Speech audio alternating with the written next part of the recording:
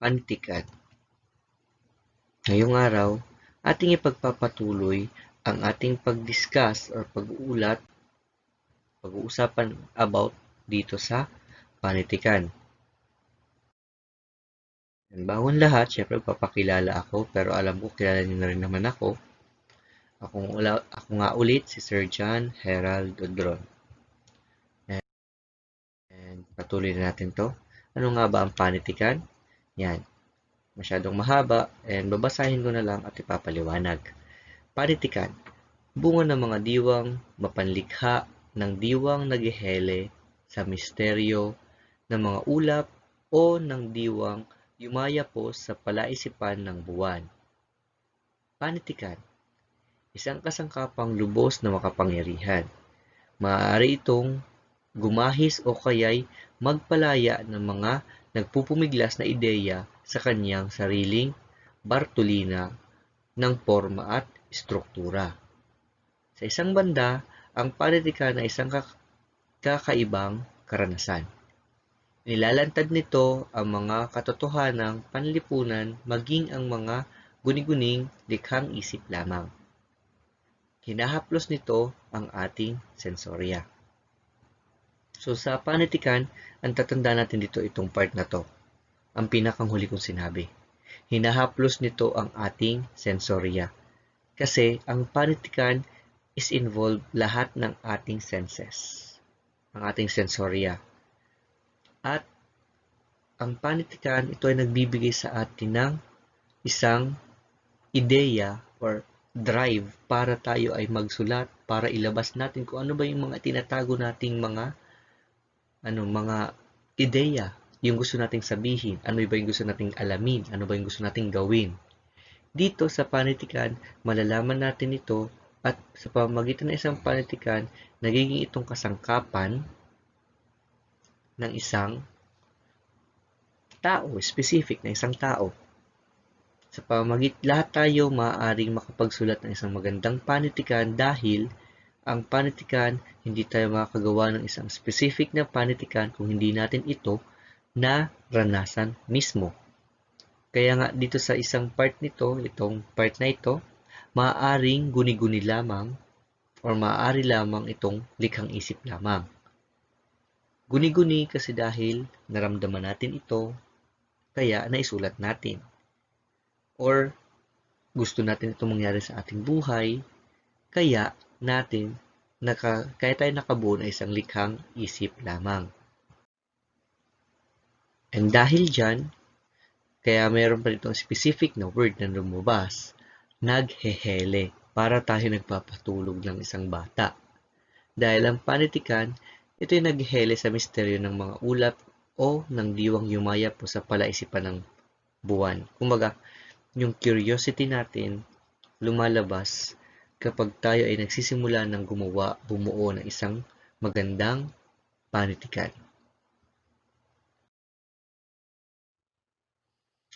Kinakalabit nito ang ating malikhaing pag-iisip at maging ang sasal na kabog ng ating dibdib.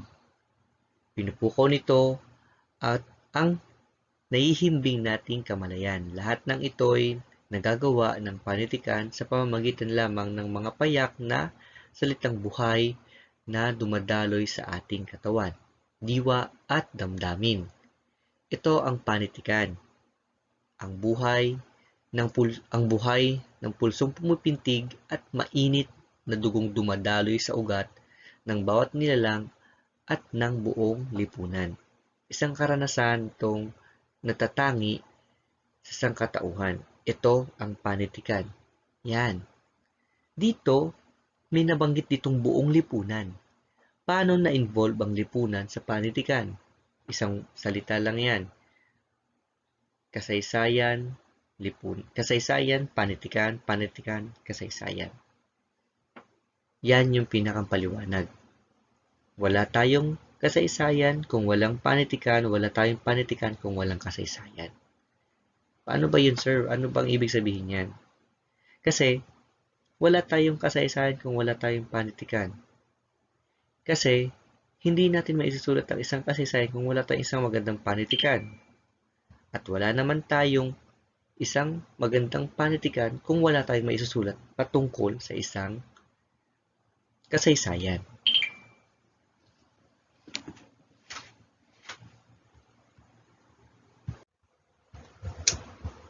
Tulad ng sinabi ko kanina, yung mga sensorya natin or senses natin pagdating sa panitikan ay laging gising. Kasi nga, kinakalabit nito ang ating mga malikhaing pag-iisip. Kumbaga, ang panitikan, ginagawa tayong creative, gumawa, gumalaw at mag-isip. Lalong-lalo na kung ito ay inclined na sa atin. Hindi na tayo mahihirapan mag-express, magpakita ng isang magandang panitikan at para may bahagi mo ito sa ibang tao. And dito, parang sa part na ito, sa slide na ito, parang sinasabi lang na ang ating panitikan ay buhay. Gumagalaw at ito ay maating mapapansin mismo agad. Paano ba natin makikita, sir, na buhay ang ating panitikan? Isang magandang halimbawa niyan is yung specific na panitikan na pagsulat or mga salita. Lengguwahe. Kasi nga, may sinasabi rin tayo na hindi buhay ang isang panitikan or ang isang language kung ito ay gumagalaw. Paano ba siya gumagalaw? Halimbawa, yung mga makabagong salitang nabuo ngayon, diyan natin mapapatunayan na ang ating mga words or ang ating pananalita ay mismong buhay. Ang ating pakikipag-usap sa ibang tao, ang mga nabubuo nating salita habang tayo nakikipag-usap, nakaka-formulate tayo ng panibagong set na mga salita. Diyan natin mapapatunayan na ang ating mga salita ay buhay. Yan.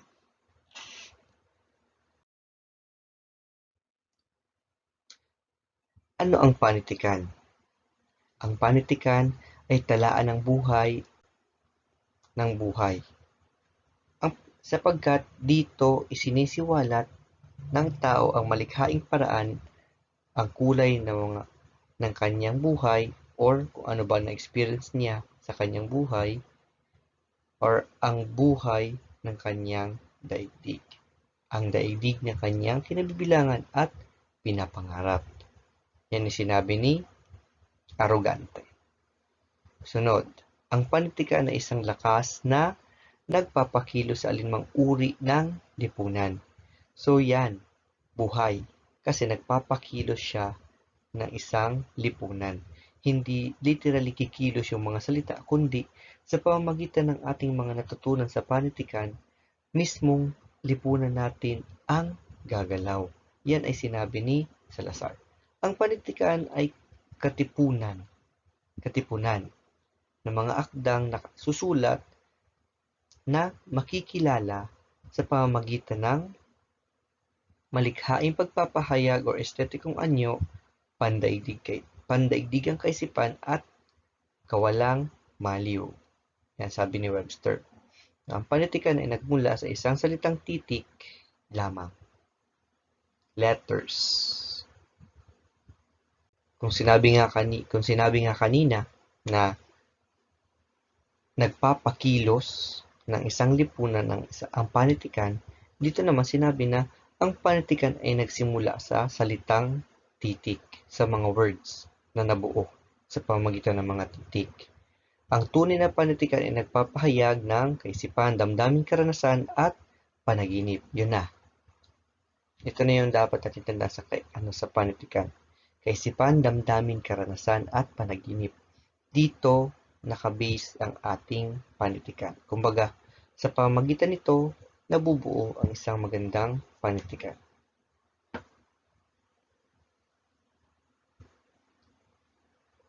Sa pamamagitan ng estetikong anyo at kinapapalooban ng pandaigdig kaisipan at dahil sa nasusulat ang panitikan, natitiyak ang kawalang mali nito. Yun na nga. Yun yung ibig sabihin ng panitikan. Ano ba yung mga uri ng panitikan? Una, pasalindila. Ano to? Ang tawag sa panitikan kung ito ay naisasalin na sa ibang henerasyon sa pamamagitan ng bibig ng tao. Yun na nga, pasalindila. Naipasa-pasa na siya sa iba't ibang henerasyon. Yan yung isang uri ng panitikan. Halimbawa nito, epiko, awiting bayan, alamat, kasabihan, salawikain, bugtong, at maging palaisipan. So marami pa mga halimbawa niyan, and alam nyo na yan dahil napagdaan nyo na rin yan sa inyong mga nakaraang mga aralin. And pangalawa, pasulat. Ang paraan ng pagsalin ng panitikan magmula ng matutunan ng tao ang sistema ng pagsulat. So yan, magsisimula tayo sa panahon bago dumating ang mga Kastila na panitikan sa ating bansa or sa ibang bansa. Dito, ito ay isang uri ng panitikan once na matuto ang mga tao na magsulat or makipag-communicate sa pamamagitan ng pagsulat.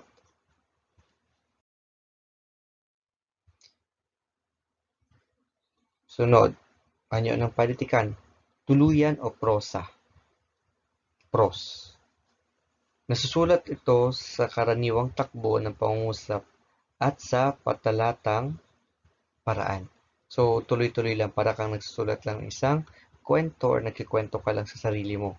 Yan yung isang ibig sabihin ng tuluyan. At patula naman, nakasulat ito sa taludturan at saknungan. Yan, meron siya mga taludtod na maaaring may sukat, tugma o malayang taludturan. Yan yung ibig sabihin ng patula na panitikan.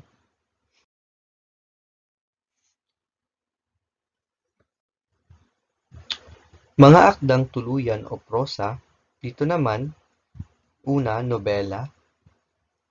Ang nobela ay isang mahabang salaysay ng mga kawing-kawing na pangyayari na naganap sa mahabang saklaw ng panahon. Kinasasangkutan ng maraming tauhan at nahahati sa mga kabanata. So dito sa nobela, ang dapat lang natin tandaan na salita is nahahati sa mga kabanata at maraming sangkot na mga tauhan. Yan yung ibig sabihin ng nobela. Dahil napakahaba nito, syempre, mahaba, marami rin yung magiging involved ng mga tauhan dito. Yan yung isang uri ng akdang tuluyan. And ano nga ba yung mga nobela, uri ng nobela? Una, nobela ng pangyayari. Binibigyan diin ang mga pangyayari, halimbawa, is luksong tagumpay ni Teofilo Sauco. Yan. Dito naman sa nobelang pangyayari, binibigyan diin ito yung mga nangyari sa nobela. Sa isang tao or sa isang lugar. Sunod, nobela ng tauhan. Siyempre dito sa tauhan, nakaspecific naman ang mga tauhan. Halimbawa is yung nena at neneng. Yan yung isang halimbawang akda. Ano pa ba yung uri? Yung romansa. Ano naman tong nobela ng romansa? Ito ay nakatuon sa pag-iibigan, romance. Nobela sa pag-iibigan. And sunod, nobela ng pagbabago. Ito naman, magbibigyan diin ng may akda ay naglalaha or naghahangad ng pagbabago at pagbabago sa pamahalaan at lipunan. So dito, magandang halimbawa dito is yung akda ni Noli ni Rizal. Noli Me Tangere at El Filibusterismo. Pagtuligsa ito sa isa mismong mga mananakop natin ng panahon na yan. Yan yung isang halimbawa ng nobela. And kung ating bababalikan, itong dalawang akda ni Dr. Jose Rizal ay isa sa mga mahalagang akda sa buong daigdig na nagbigay ng malaking epekto or impact sa ating panitikan sa buong daigdig.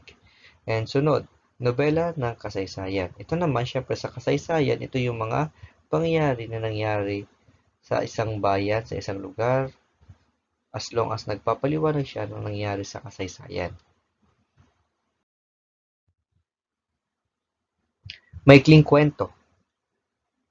Itong maikling kwento na ito ay nagsasalaysay ng isang mahalagang pangyayaring kinasasangkutan ng isa o ilang tauhan at may isang kakintalan o impresyon. Ano ba pinagkaiba nito sa nobela? Kung babalikan natin yung nobela, ang nobela ay consist o maraming mga tauhan ang involved. At isa pa, meron itong mga kabanata, chapter by chapter. Ito namang maikling kwento, meron lang siyang isang mahalagang pangyayari. Isang specific na pangyayari lang at meron siyang iilan or ilang tauhan lang na involved. So, hindi masyadong marami kumpara sa nobela. And meron naman tayong iba't ibang uri ng maikling kwento. Ano ba yung mga uri ng mga maikling kwento? Una, pangkatauhan. Ang binibigyan diin naman ito is yung mga tauhan o personalidad ng pangunahing tauhan sa kwento. Halimbawa, kwento ni Mabuti na isinulat ni Genoveva Edrosa Matute. Dito, nagbigay siya ng focus kay Mabuti na isang guro. Dahil nga, ang uri ng maikling kwentong ito ay patungkol sa maikling kwento ng pangkatauhan. Sunod, makabanghay. Ito naman, binibigyan diin ito ang pagkakakawing-kawing ng mga pangyayari sa kata. And halimbawa dito is bahay na bato, and yan. Sunod naman is ito. Bibigyan natin to ng highlight. Ito naman is pangkapaligiran. Ano ba tong akdang pangkapaligiran na to? Isa pa ito sa dapat nating tandaan na uri ng maikling kwento. Dito naman daw binibigyan ng tuon yung mismong tagpuan or atmosphere ng akda. Kung saan ba, ano ba yung setting ng akda. Dito nabibilang ang kwentong ito. Next. Psikolohikal. Dito naman daw sa maikling kwentong ito, nakatuon sa paraan ng pag-iisip ng mga pangunahing tauhan.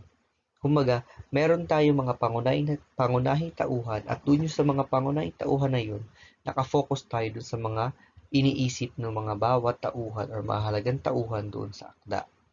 And next, pangkatutubong kulay. Ano naman ito? Ito naman ay nakatuon sa paligid, kaayusan at panlabas na kakayahang pangpuok ng isang lugar o komunidad. Dito naman sa katutubong kulay, since katutubong kulay, ito naman ay pinakang maliit lang na part ng isang lugar. Kumbaga, puok o isang lugar o komunidad. Ito ay ibig sabihin nito, nakatuon sila or nakafocus lang sila doon sa mga akdang yon, sa mga lugar na yon. Halimbawa, suyuan sa tubigan. Dito naman sa akdang ito, ang pinakang focus nila is yung tubigan, kung saan lugar na binigyan nila ng katutubong kulay. Kumbaga, nagbigay sila ng focus dito sa mga pangyayari dito sa tubigan. Ano ba nangyayari dito sa tubigan? Nagkaroon ng suyuan. And, syempre, basahin nyo na lang yung akdang yan kung patungkol saan yan para mas maintindihan ninyo na ito ay nakatuon lamang sa katutubong kulay. And next, pangkaisipan. Kung ang binibigyan diin ng paksa ay kaisipan o mga makabuluhang diwang taglay nito. So, dito naman, more on ideas. Yan. Ideya, kaisipan. Ano ba yung nangyayari dyan? Halimbawa, ang pag-uwi. Ito ay sinulat ni Genoveva Edrosa Matute. Dito naman, ang kwentong ito naman is patungkol dun sa iniisip ng mga tao sa bahay sa pag-uwi ng kanilang ama. Or hindi lang ama. Halimbawa, ang focus ng isang kwento na ginawa is kwento ng ina or kwento ng mga anak. Ang magiging setting nito is yung mga bata o yung mga anak, yung mismong nasa loob ng kwento na kung saan ano ba yung iniisip ng mga anak kapag uuwi na yung kanilang ina. So dito, pangkaisipan, iniisip ng mismong karakter yung mga nangyari or mahalagang pangyayari dito sa aktang ito.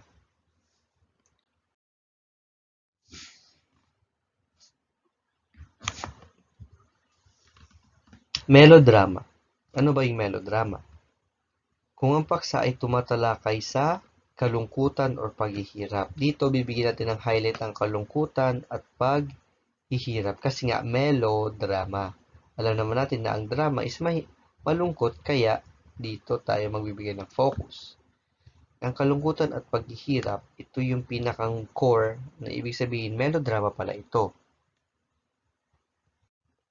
And next, dula. Ano ba ang dula? Ang dula ay isang uri ng pananaliksik na isinusulat upang itanghal sa entablado. Yan. Tandaan nyo na kapag sinabi natin na dula, ginawa ito para i-perform sa harap ng maraming tao. O kumbaga, kinakailangan kapag gumawa ka ng isang dula, dapat i-perform mo ito sa entablado or sa isang tanghalan. Yan. Karaniwang nahati ang dula sa 3 higit pang yugto, bagamat marami rin ang mga dulang isang yugto lang or iisahing yugto lang. Pero syempre, tandaan, hindi naman tayo ibigay focus dito sa dula, kundi alamin lang natin yung general definition ng dula. Dito, gumawa ang ipinerform or nagkaroon ng isang dula dahil ginawa ito para itanghal sa entablado. Ano yung mga uri ng dula? Nabanggit ko na to kanina or nabanggit ko na to dun sa isang lesson.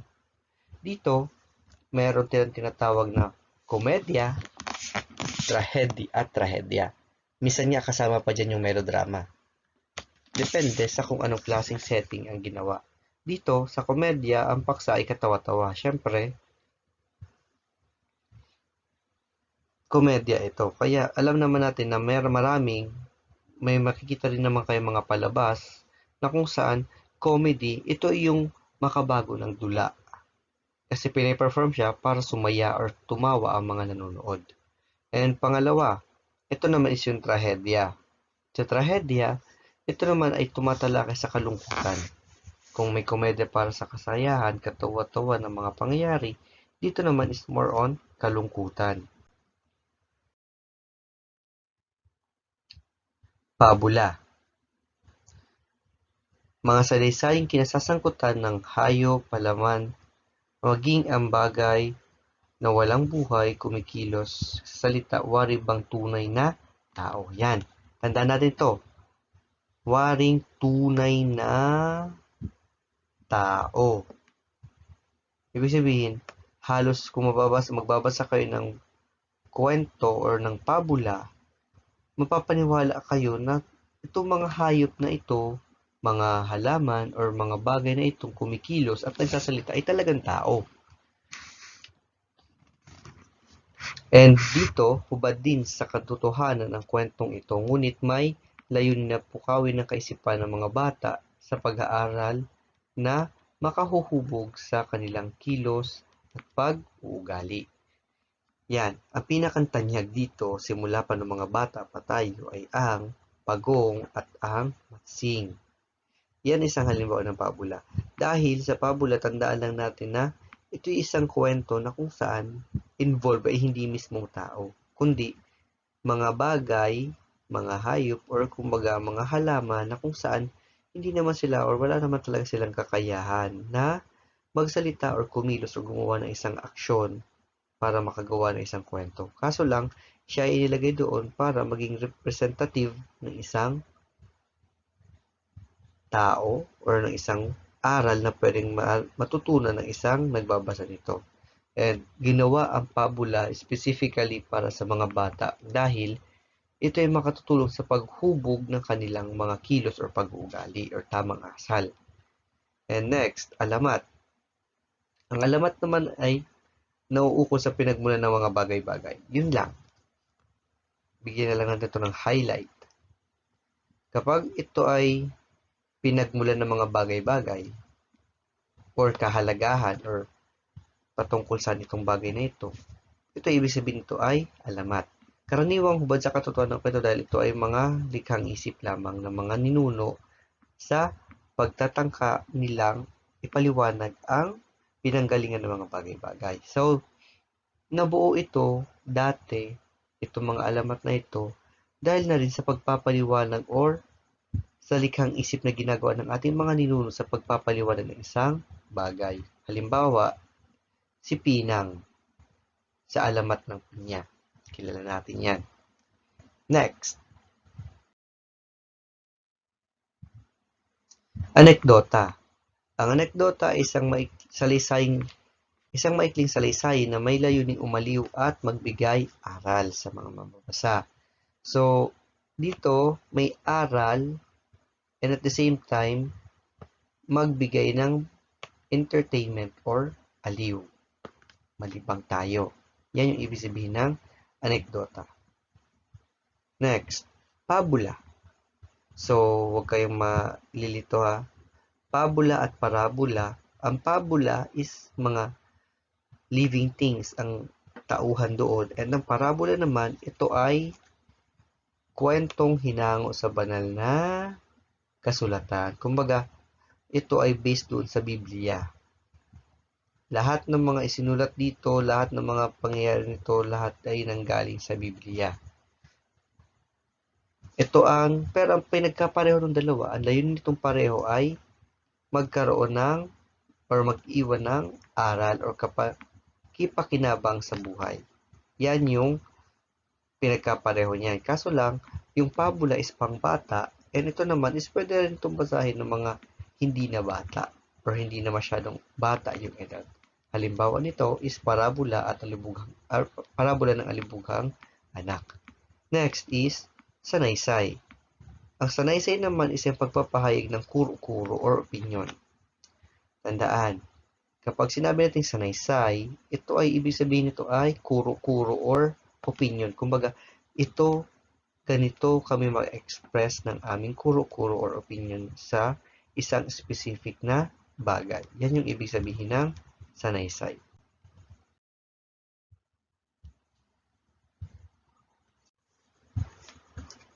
Uri ng mga sanaysay. Meron tayong iba't ibang uri ng mga sanaysay. Or dalawa lang naman pala yan. So, una is formal at pangalawa is informal. Pero sa informal muna tayo.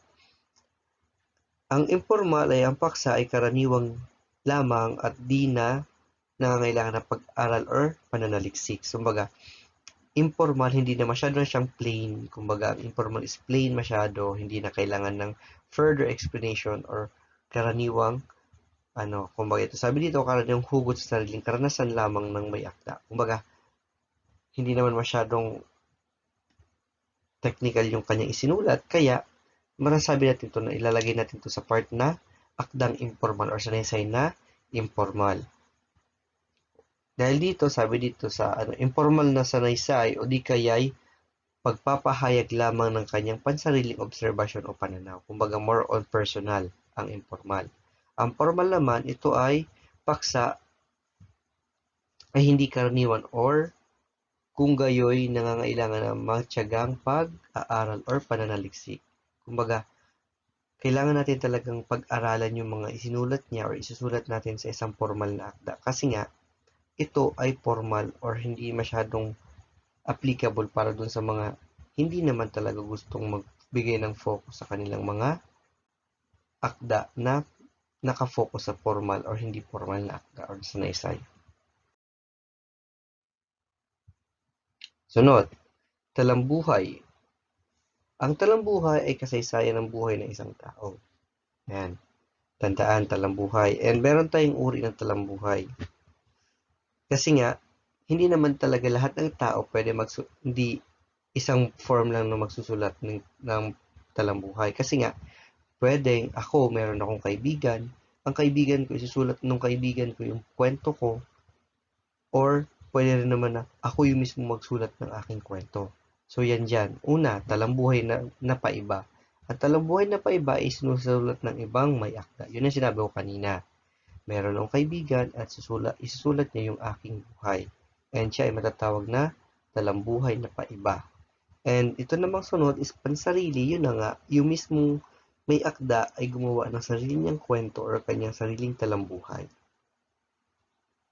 And sunod, balita.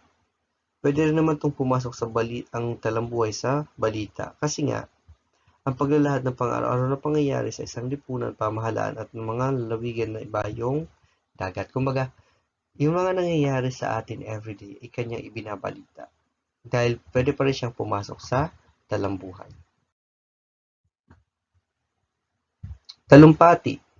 Ito'y pahayag na binibigkas sa harap ng mga tagapakinig. So may pagkakapareho siya sa dula. Kung ang dula ay ginawa para i-perform sa entablado, ito namang talumpati is ginawa upang bigkasin sa harap ng maraming tao, kumaga sa maraming tagapakinig.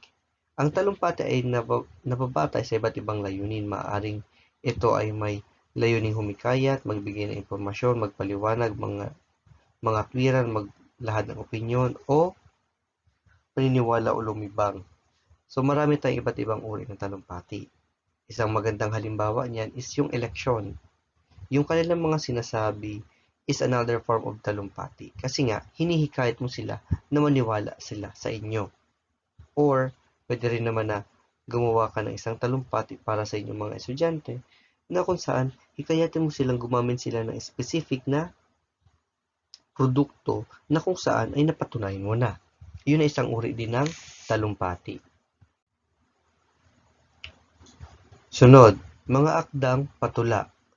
Ano yung mga akdang patula? Isa-isay natin to, pero hindi na natin to masyadong i-explain dahil nga yung iba is pagdaanan na rin natin sa mga nakaraan ng mga lesson.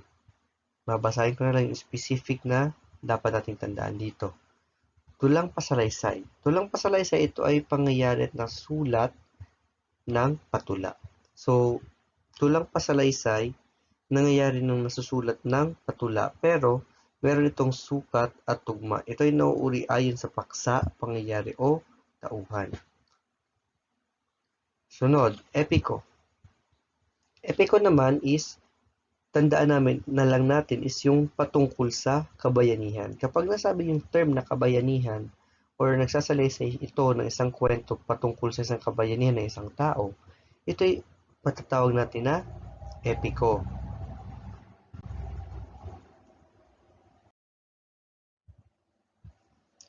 Yan, awit at korido.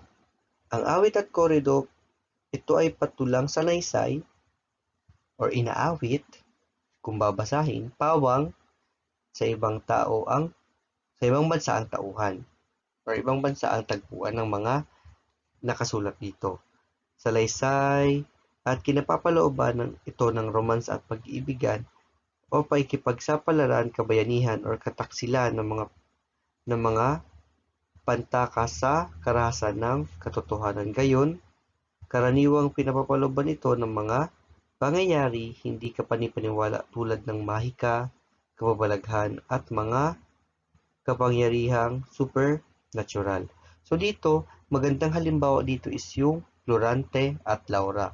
Pero ang Florante at Laura, papasok yan dito sa awit. Kasi nga, yung Florante at Laurang akda ay may taludtod at lalabing dalawahin na pantig. Ito ay, ibig sabihin ito ay awit.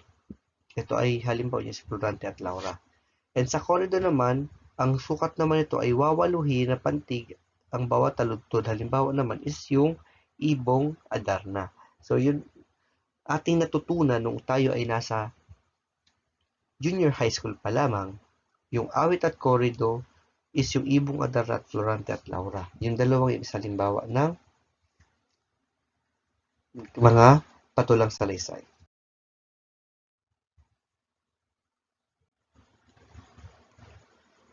Tulang pandamdamin o liriko.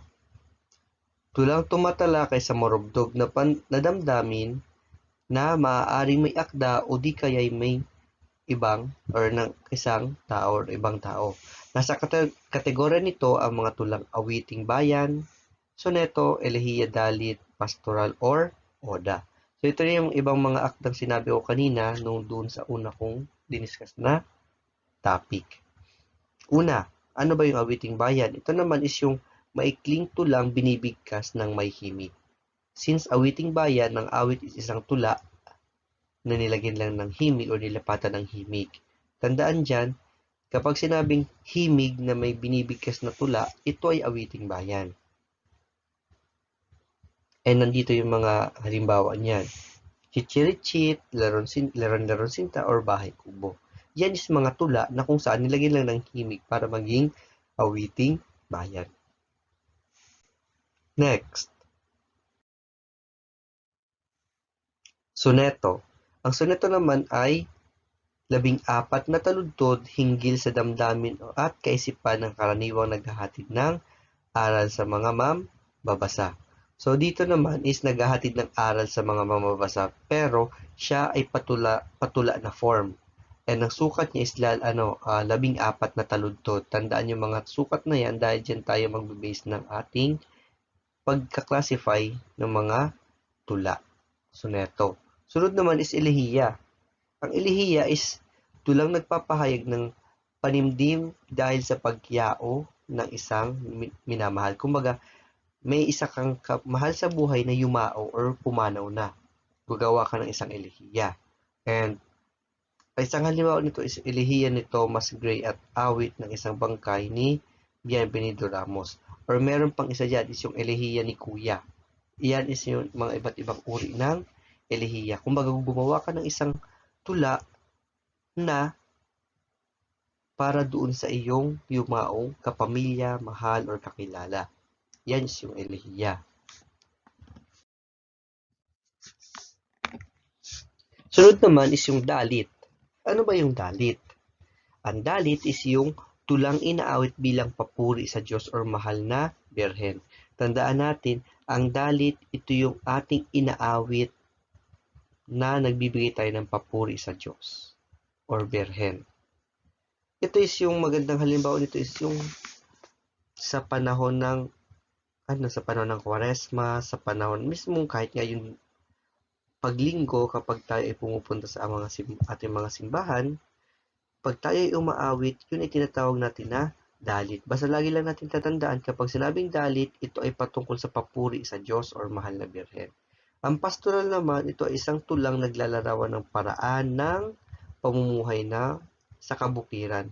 Kumbaga, pastor, tayo ay nagkakaroon ng parang pinapakita dito sa tulang ito na kung ano ba yung nilalaman, ano ba yung nangyayari, ano ba yung natural na nangyayari sa isang lugar, sa isang sakahan, sa bukid. Kumbaga, paano tayo nabubuhay sa isang kabukiran na lugar. Ito ay pastoral. Halimbawa nito is Bayani ng Bukid ni Al Q. Perez. Sunod naman, Oda. Ano ba yung Oda? Ito naman is tulang paghanga o papuri sa isang bagay. Kumbaga, meron kang tinatangi or hindi naman tao, kundi pwede naman isang bagay na gusto mo or talagang gusto mo, parang ito gusto ko makuha, ito ay talagang dahil dito na-inspire ako. Yan.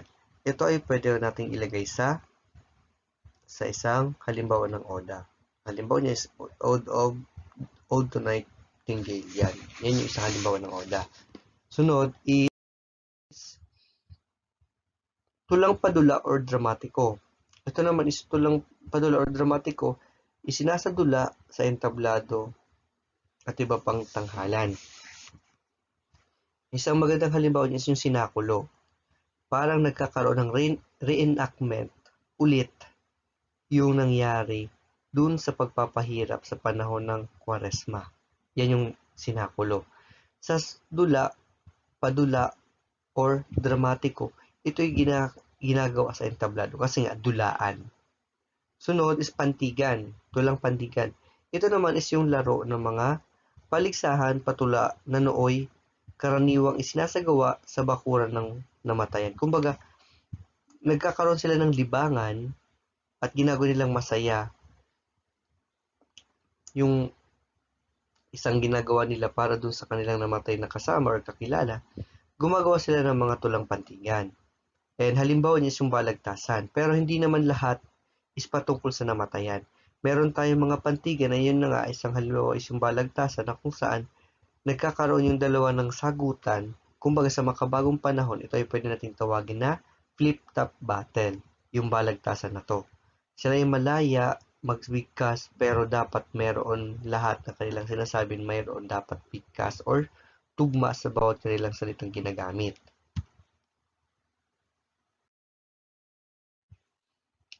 Ang impluwensya ng panitikan ay may malaking impluwensya sa daigdig. Ang iba't ibang panig nito ay matutukoy na isa sa ilang natatanging akda na naghatid ng malaking impluwensya sa kultura, tradisyon, paniniwala, pamumuhay at kabiasnan ng tao. So, nandito yung mga akda na may malaking impluwensya sa ating daigdig. Ito na yung mga sinasabi ko kanina na ating i-discuss, pag-uusapan yung specific na mga akda na nagbigay ng malaking impluwensya sa ating daigdig. Una, yung Biblia.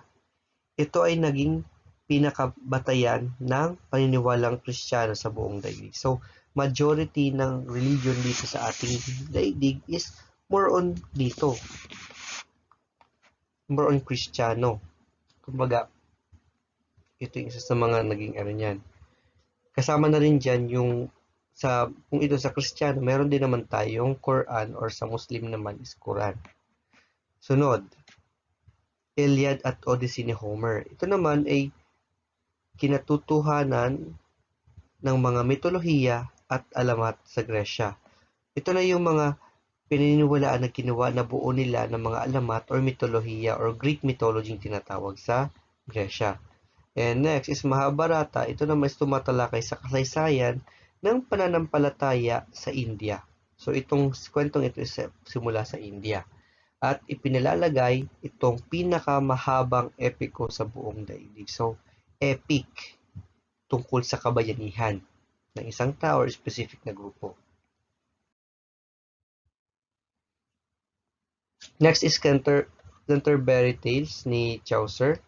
Ito ay naglalarawan ng pananampalataya at pag-uugali ng mga Ingles or sa Inglaterra noong unang panahon. Sa England naman ito, Canterbury Tales. Hindi siya center, parang Canterbury Tales ata siya. Parang typo lang yan. So next is Uncle Tom's Cabin. Ito naman ay nagbukas ng mata ng mga Amerikano sa kaapihan ng mga lahing itim at nagsimula ang paglaganap ng demokrasya sa buong daigdig. Ito na dahil dito sa akdang ito, nawalan na ng discrimination yung mga black and white Americans. And dahil dito, nagkaroon ng epekto ito sa buong daigdig na kung saan nai-apply sa buong daigdig yung tinatawag natin ngayon na demokrasya. Sunod naman is yung Divine Commedia ni Dante. Ito naman daw ay nagpapahayag ng moralidad, pananampalataya at pag-uugali ng mga Italyano noong unang panahon. So, ito naman ay nagmula sa Italy. And next is El Cid Campeador. Ito naman daw ay naglalarawan sa katangiang panlipi ng mga Kastila at kasaysayan ng Espanya. So, ito naman El Cid is akda naman na nagmula sa Spain or sa Espanya. And isa pa, ito, 1,001 gabi. 1,001 nights. Ito naman daw ay nagmula sa Saudi Arabia at Persia. Naglarawan ito ng pamahalaan at kabuhayan ng lipunan ng mga Arabo at Persyano. So ito naman ay patungkol sa pamumuhay ng mga tao doon sa Arabia. Aklat ng mga araw ni Confucius. Ito naman daw ay naging batayan ng pananampalataya ng mga Inchik. So sa China naman ito. Dito sila nag-base na kung saan nagkaroon ng malaking tulong itong mga librong ito. Next is Aklat ng mga Patay, Book of the Dead. Naglalarawan ito ng mga kulto ni Osiris at tumatalakay sa mitolohiya at teolohiya sa Ehipto. Ito naman daw is patungkol dun sa mga paglalarawan ng mga grupo or kulto ni Osiris at tumatalakay na sa mitolohiya. Kung ano yung mga mitolohiya at teolohiya na nabuo sa Egypt. Next is Awit ni Rolando. Kinapapalooban ito ng 12 pares at Roncesvalles ng Pransya. Isinasalaysay dito ang gintong panahon ng Kristyanismo sa Pransya. So ipinapaliwanag dito ano ba yung nangyari, ano ba yung napakagandang nangyari doon sa lugar ng Pransya, especially sa panahon ng Kristyanismo sa Pransya. Kumbaga, namamayagpag yung roon ng relihiyong Kristyanismo sa Pransya.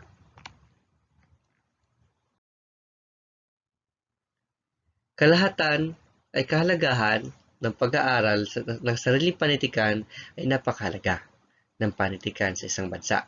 Ito ay dahilan kung bakit isinama ang pag-aaral nito sa curriculum ng lahat ng antas ng pag-aaral. Ilan sa mga kapakipakinabang na kahalagahan ng panitikan na ito sa pag-aaral sa ating panitikan ay ang mga sumusunod. Una, lubos nating nakikilala ang ating sarili bilang Pilipino at nagtatalos natin ang minana nating yaman sa talinong taglay ng ating mga lahing pinagmulan. Dito natin makikita yung ating taglay na katalinuhan o kagalingan sa pagsulat ng panitikan o paggawa.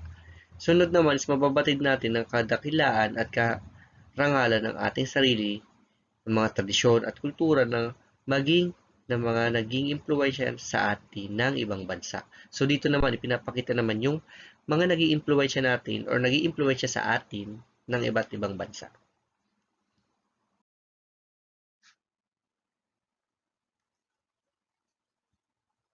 Pangatlo, higit nating mapahalagahan ang kadakilaan ng ating kasaysayan, lalo na pagpapasakit ng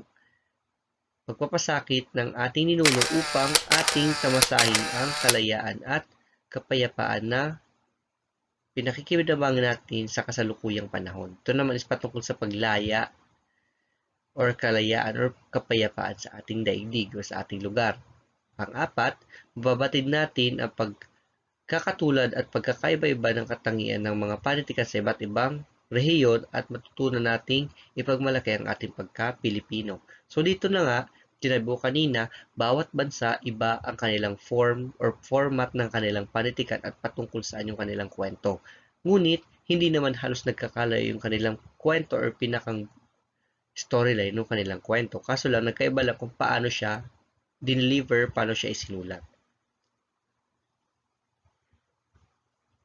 Panglima, matutukoy natin ang kalakasan at kahinaan ng ating lahi. So dito naman, makikita natin kung saan ba magaling tayo, saan ba tayo mahina. And dito, natin mapapatunayan kung ano ba yung dapat bigyan natin ng focus. Since mahina tayo dito tayo magbigay ng focus. Yan yung isang purpose pa ng panitikan.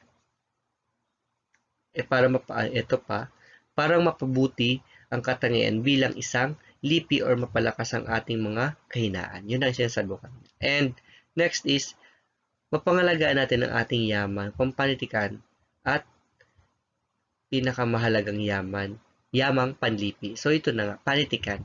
Bilang Filipino, bilang isang tao, dapat tayo kahit saan, kahit anong klaseng akda pa yan, as long as nagmula sa ating bansa, ang dapat natin gawin ay ingatan at palaganapin pa ito upang makuha pa ito, malaman pa ito ng mga susunod pa nating mga henerasyon.